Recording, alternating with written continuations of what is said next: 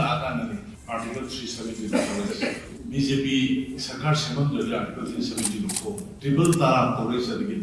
Other corruption harm Lamoy the Shin him the other Kitank the way the Praza Yorum the Lane Madudagini Honorable Prime Minister Modi Sabke Sar Sabke Vikas Sabke Vishwasan Kuture direct benefit transfer kind of way direct Pasama Sana Pasha Hargan filter to corruption Mutan Honorable Siki Port Mayan. Honorable Prime Minister Modi locally the scheme may have said, related emergency to give the talk when the poor walking man got money later than the one by Marina. You will get a presence in the mind again. A quick is quick, one name in a quick over. Why? But lie of a shingy, yum the yoke. City Minister be auxiliary and back.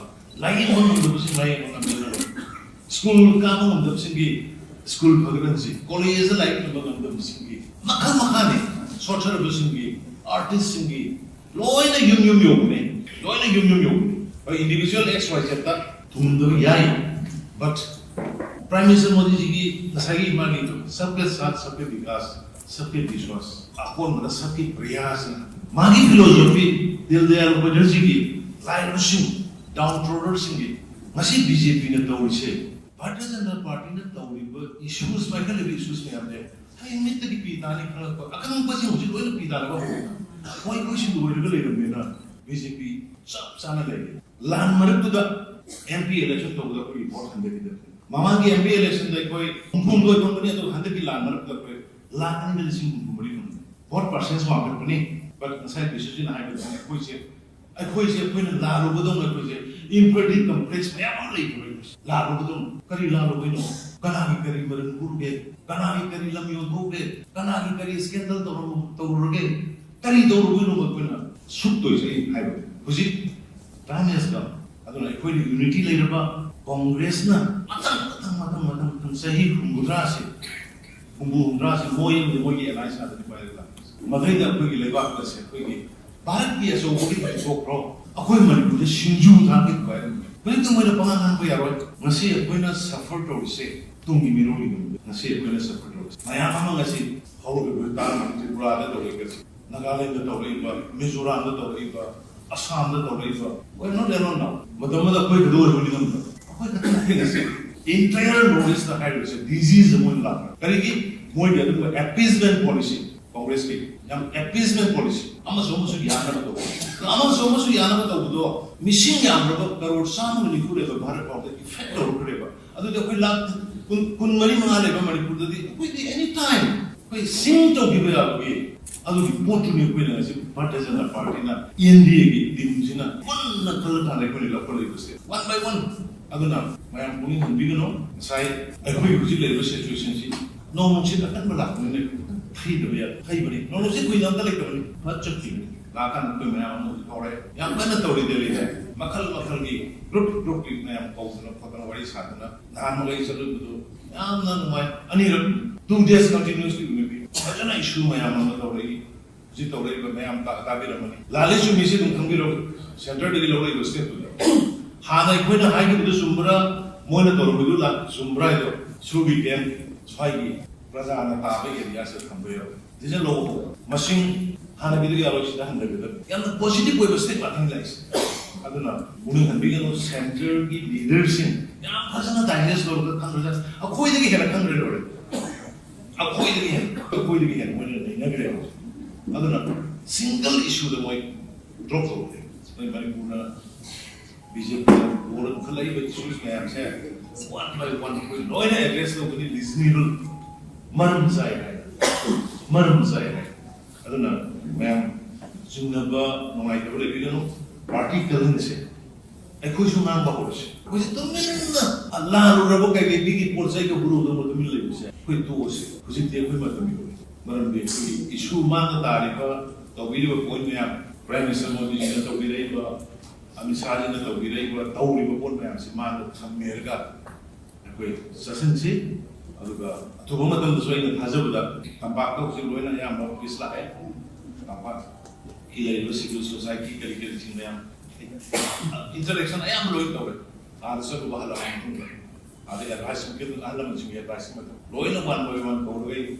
wari sare understanding of later ever we don't die and a kaiba we must do ma and the sigi tadrasi governor other highway and look on a way as she had to boga at home of the way bombay duma or road going right send me the kind with Tajulay Amadu Shamaku the next election campaign unitely whoever Lakshano Tarano had the certain to the Lakshano anybody Adu Doroka way President Punisabin and Kanda Mama Khan Kiba Khan would be my dream Madugi Bharat Madugi Manipur the quake when never want to be a sea never hope you worry me about target with the encourage away Ram the Nungai Pawi Nungan Supawi we got the but under Karamba Lingamba Sar Legacy Sadis Madam Dugi Sangaki moment in the Legacy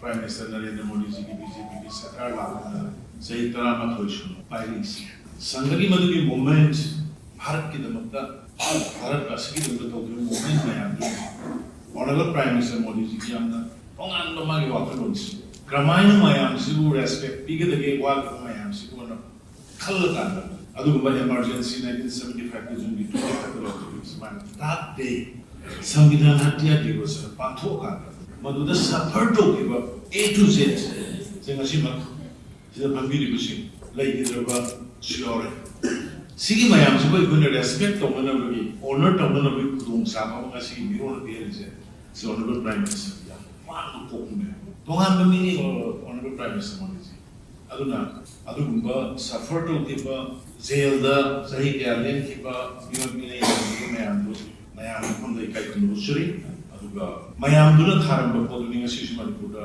see the Sunday and Malay and Crimea, Hansen Dogonamana, see Warman pronunciations of Mayamo, Lay Shukatana, Kaikan Usuri. Hado Navero, Sangale, Badaki, BJP, Polar, and the BJP, Comment Akana, Article 370. BJP Sakar Seman the Article 370 Tribal Tara Police again. Other corruption harm Langoi nation hit the other Kitank the way the Plaza Yorun the Lane Madudagini Honorable Prime Minister Modi Sabke Sat Sabke Vikas Sabke Vishwas and Kuthore direct benefit transfer kind of way direct Pasama Pasha Hargan filter to corruption Mutan Honorable Siki Port Mayam Honorable Prime Minister Modi locally the scheme may have said, related emergency to give the talk when I'm walking from Maryland and the one by Marina, Johan get a presence in the mind again. A quick is quick, one name in a quick over.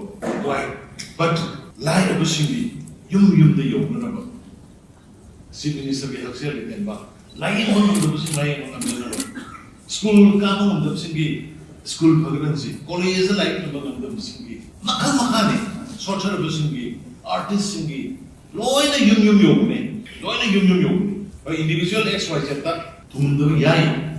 But Prime Minister Modi, Nasagi Mani, Sabke Sat, Sabke Vikas, Sabke Vishwas, upon the Sabke Priyas, Magi philosophy, till they are Bajerjigi, Lai Rushing, downtrodden Singi, Masi BJP in the Tauri say, partisan party in the Tauri, but issues, Michael issues me up there. I meet the Pitani, I can't put you to Pitana. Why push you to the BJP, Sanale, Land Mark to the MP election to the report and the Mamaki MP election, they go, Mumbo company to 100 land mark the way, Land in the Singapore. What persons market money, but inside decision I will say, I quit a queen and La Rubodon, imperty complex, never late. La Rubodon, Karila Rubino. Kanagi kari baran burge, kanagi kari lamyon burge, kanagi kari scandal toruge, kari toruino baguna, sukto is a highway. Husi, time has come. Aduna equal unity later ba, Congress na, matam, sahi humbudrasi, moyem the moyi alliance at the Bible. Madrida quickly levak the se, quickly. Bharat so what if I so pro? A woman with the Shinju target by them. When the way the Pangan we are, Nasi, a winner suffered to say. Tungi Miruli, Nasi, when it's a produce. I am among us, how we will down to Brother Dorigas, Nagaland the Doriva, Mizoram the Doriva, Assam the Doriva. We're not alone now, but the mother quick door will remember. entire notice the high disease among la. Kariki, more than appeasement policy, Congress appeasement policy. Amazomus Yana, Amazomus Yana, missing Yamra, the road, some will include a part of the effect of whatever. Other than we love Kunmari Manipur with any time. We seem to give it away. Other report to me when I said, partisan a party, India, Dimjina, one color, one by one. Aduna, my am going to begin side. I go to the situation. No one said, I'm not going to feed the way. No one said, we don't like much of it. Lakan to my own story. Young mandatory daily. Makal group with my own for the way Satana. I'm always a little bit. I'm not my. I need 2 days continuously. Maybe. I don't issue my own authority. Sit already, but I am Tavi. Lalish, you miss it in Kangiro. Saturday, the lawyer was step to them. Hana equina high to the Sumbra, Monitor Vidula, Sumbrado, Subican, Swagi, Razana Tavi, and Yasser Cambrio. This is a low machine, Hana Vidia, which done with them. And positive way was still nothing less. I don't know, Moving and Bigano Center, leaders in Hasana Dynasty of the country. A quid again, a country or a quid again, when they never. I don't know, single issue the way drop over there. BJP board collide with issues may have said one by one will no address of the reasonable Marum Zai. I don't know, ma'am. Junaba, no idea, party telling the a cushion number horse. Was it the men? A land of a big mosaic of Guru, the middle say, quit to us, because it the equipment. Marum issue mandatory, the video point me up, Prime Minister Modi, the video. Amisali na tawbiray ko tawri ko pon mayam si man sa Amerika ako'y sasensi aduga atubo matam so ina hazabda tampak ko si loina yam ba isla tampak kilay civil society kali sin mayam interaction ayam loin ko ba sa ko bahala ko ade advice ko alam mo si advice mo loina one by one ko loy wali sare understanding mo laina rehata dono ka na akai ba कोई machine को दूध दूध मात्र और सिगी तंजासी कब है ना ये आधार हाईवे हम लोग कौन कंदोरी असी है तो होगा अथवा मतलब कोई गवर्नमेंट में ओवरऑल गवर्नमेंट में आई सेंटर के हाईवे था जो ले अमदु समक को लोई नहीं कोई नेक्स्ट की लाग दो इलेक्शन की कैंपेन तो मैं पुन्ना यूनाइटली कोई बार लाक्षणों तारानो आदमी सेंटर में थलक को लाक्षणों anybody अदु दौर का देखो भजन पुन्ना सभी ने कांदा Mamanga, our country, Hakul Mayam, dream, Madugi Barat, Madugi Manipur, the quake. We never want to be a sea ever. Hope you worry them to target with the encouraged away, Yamna Nungai Pawi, Nungan Supawi, we got to really keep up. But under the Karamba, Lingam Bazaar, you can see sadness. Matanduki Sangaki, momentum, you can see.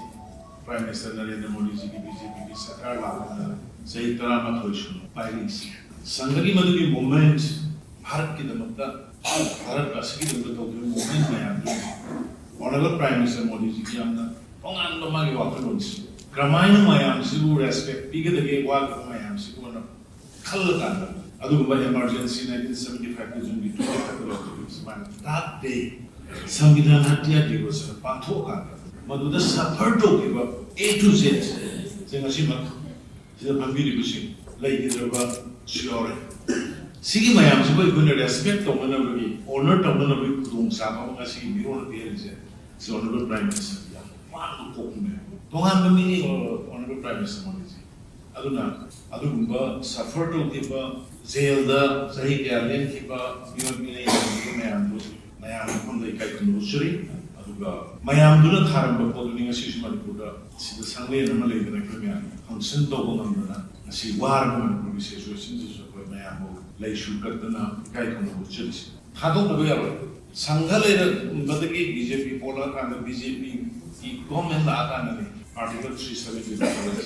BJP Sakar Seman, Article 374. Tribal Tara, Corres again. Other corruption harm like more nation hit the other Kitank the way the Praza Yorum the Madudagini, Honorable Prime Minister Modi Jina, Sabke Vikas, Sabke Vishwas and Kuture, direct benefit transfer kind of way. Direct masa paisa khar kan filter to ne corruption mutan khona re. Sigi pon mayam Honorable Prime Minister Modi ji locally scheme mayam se ya related emergency to gi bodu to na puwa gi mayam ka mari le na lo si kwan bai mari ka bai na yo hon ga de praja sing na mai de gi ekoi gi su koi one man gi de koi to why but line of singi yum de yo na ba Chief Minister ke haksel le ba line on the sing line on the school ka on the singi school phagransi college like no bang the singi makha makha ne social singi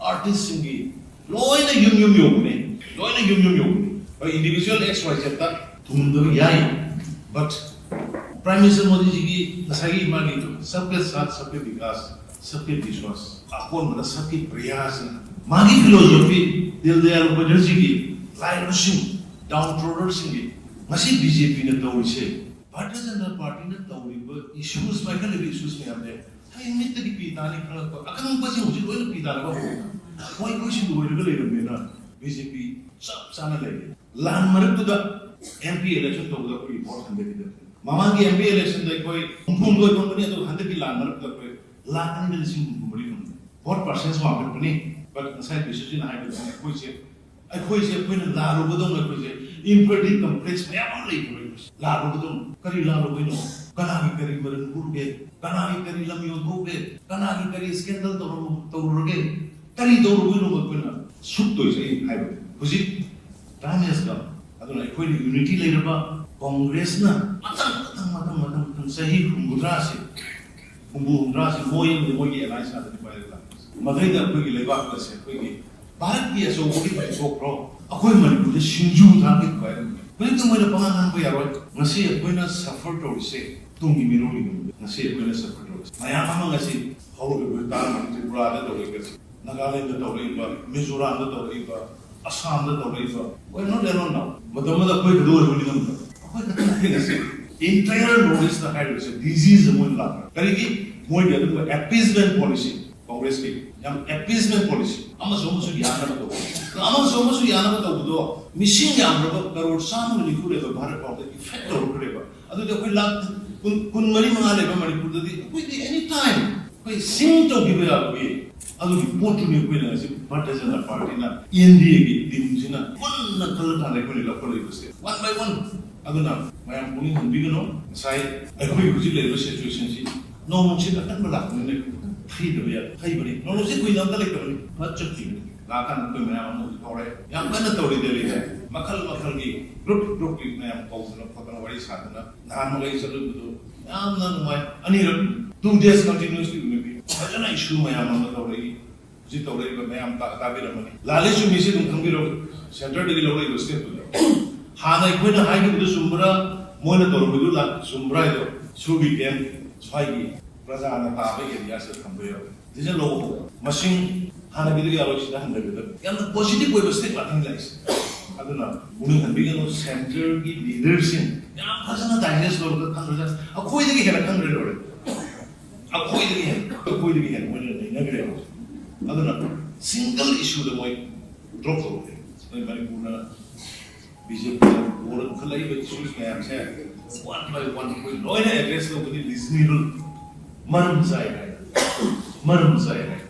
aduna ma'am jungna ba nongai ko le bigano party kalin se ai khoi su nang ba ho se khoi to minna Allah ro rabo kai ge bigi por sai ko guru do to min le se khoi to se khoi te khoi ma to mi ko maram be khoi issue man ta ri ba to bi ro point me am Prime Minister Modi ji to bi rei ba Ami saji na to girai ba tauri ba pon mayam se man da thammerga koi sasan se aduga to ba matam da soina thajabu da tampak to se loina yam ba isla hai tampak hilai lo civil society kali thing mayam interaction ayam loi to ba ar sa ba hala ade advice ke to hala man chimi advice ma to loina one by one ko loi wali sare understanding no laina re ba da to no ka yana akai ba koi masin patu to ma and sigi tandra se ga ba na ji adar highway an bu kon kan to ri asi he to boga atu ma to koi bombe to ma ko do ma rai se bi ra highway ta jo lai amadu sama ko lo ino le koi next ki lakdo election ki campaign to man punna unitely whoever lakshno tarano adagi seven na pudu lakshno anybody adu dorka de ko fajana punna sabina kanda mamanga awa khan ki ba khan ko mayam gi dream adu ki bharat adu ki manipur do koi ko henna ko no mi si